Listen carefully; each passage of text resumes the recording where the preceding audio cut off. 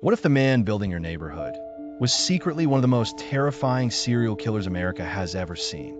Meet Israel Keyes, the most calculated killer most people have never heard of. He looked ordinary, almost gentle, which made him worse. Keyes wasn't your typical sloppy serial killer. He was a construction worker and dad in Alaska who flew to random cities, rented cars, and murdered strangers. No loud warnings, no dramatic costume, just a man who blended in. But beneath that calm voice lived something cold and patient. By day, Israel Keyes was a skilled construction contractor, reliable, friendly, quiet, but when no one was watching, he became something else entirely. He traveled often, carrying murder kits buried across the country.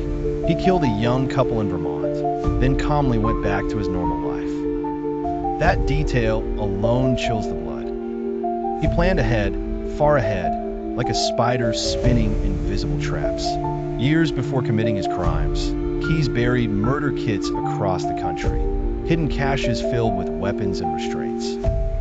Then he chose victims randomly, making the danger feel endless. Unlike most serial killers, his victims had almost nothing in common. Different ages, different cities, different lifestyles that made him almost impossible to track.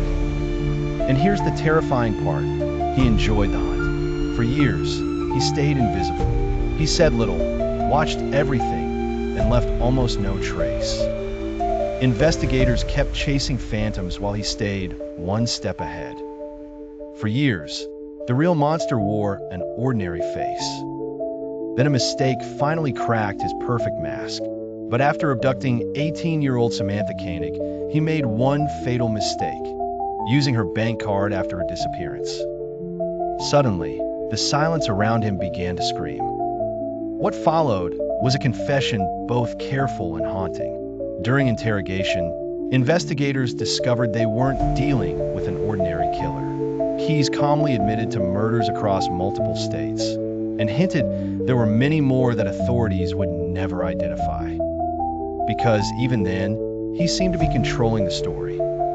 In December 2012, before he could stand trial, Keyes died by suicide in his jail cell. His death ended the investigation into many of the crimes he hinted at, leaving families without answers and detectives convinced that some of his victims may never be identified. So the question remains, how many victims are still unknown? More than a decade later, investigators continue examining cold cases that may be connected to Israel Keyes. Exactly how many people he killed and where some of his victims are remains unknown. Israel Keyes died before revealing the full extent of his crimes. Do you think every victim will ever be identified?